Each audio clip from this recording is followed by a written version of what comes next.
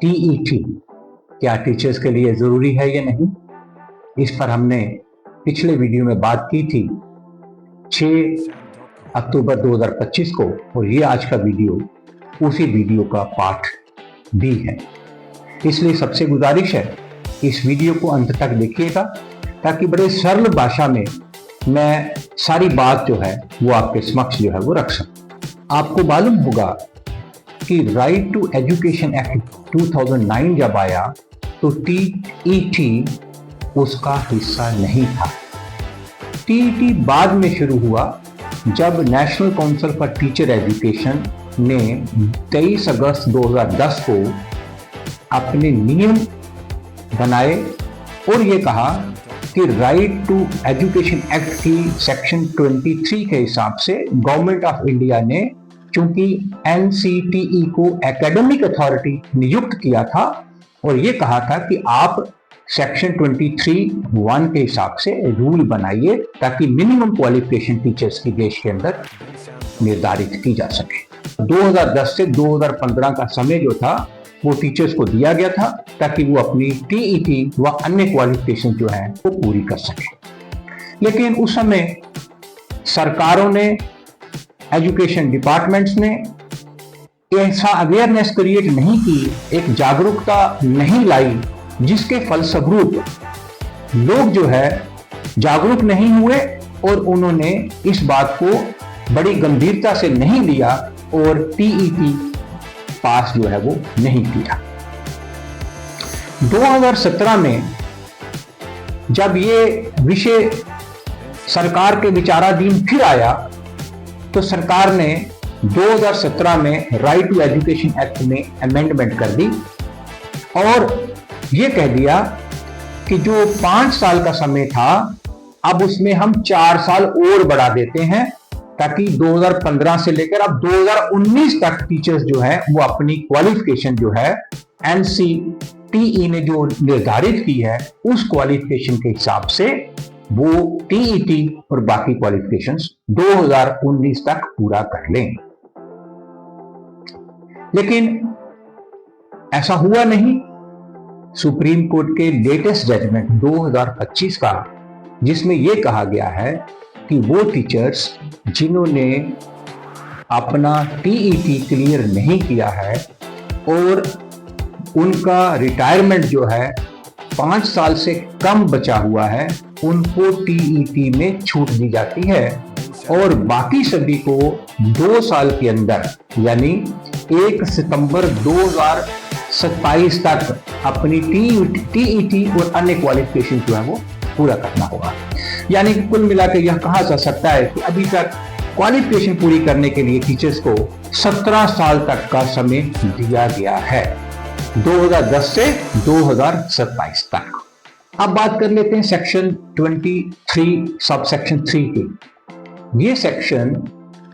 Private schools में काम करने वाले टीचर्स को उनका राइट देती है कि वो अपने सैलरीज और अलाउंसेस जो हैं वो at par with government teachers अपने लोगों से, अपनी मैनेजमेंट से मांगे। धारा 23(2) ये कहती है कि आपको, चाहे आप प्राइवेट स्कूल में काम कर रहे हैं, आपको टीचर्स एलिजिबिलिटी टेस्ट टीईटी जिसे कहते हैं वो करना होगा, वो पास करना होगा। तो उसी कानून की धारा 23(3) ये कहती है कि आपको सैलरी और अलाउंसेस जो है वो बराबर टीचर्स जो सरकार नौकरियां कर रहे हैं उनके बराबर मांगने का हक है। सुप्रीम कोर्ट ने बहुत सी जजमेंट्स में ये कहा कि private school managements they must adhere to the principle of natural justice. Unfortunately यदि आज हम देखें, teachers are being employed on daily wages as guest faculty in pre-primary and even primary classes, and that too against the regular posts, without any job security, without any service benefits, and without any formal recognition that they are teachers. This trend raises very serious questions about the realization of the objectives laid down by the Right to Education Act. अब बात कर लेते हैं NCTE rules 2010। उसका point number 4 और 5 में कुछ exemptions दी हैं कि भाई ये कैटेगरी ऑफ टीचर्स को टीईटी पास करने की जो आवश्यकता नहीं है। जैसे टीचर्स अपॉइंटेड ऑन और after 3rd of September 2001, that is the date from which the recruitment of teachers regulations of 2001 was enforced, they need not to appear in the TET provided कि उनका बाकी क्वालिफिकेशन क्लास 1 से 5 पढ़ाने का हो और साथ में NCTE का रिकॉग्नाइज्ड एलिमेंट्री एजुकेशन का 6 महीने का उन्होंने प्रोग्राम अटेंड किया। उन टीचर्स को CET करने की आवश्यकता नहीं। इसी पॉइंट 4 के पार्ट बी में कहा गया वो टीचर जो 3rd of September 2001 के पहले लगा हुआ है in accordance with the then recruitment rules, उसको भी टीईटी करने की पास जरूरत नहीं। ये भी बात गौर करने वाली है कि माननीय सुप्रीम कोर्ट ने अपने 2025 के आदेश में कैटेगोरिकली किसी भी प्रीवियस NCTE का नोटिफिकेशन या गवर्नमेंट के सर्कुलर को ओवररूल नहीं किया है, ठीक। लेकिन उसी समय सुप्रीम कोर्ट ने अपने इस जजमेंट में यह भी कहा है जो टीचर्स RTE एक्ट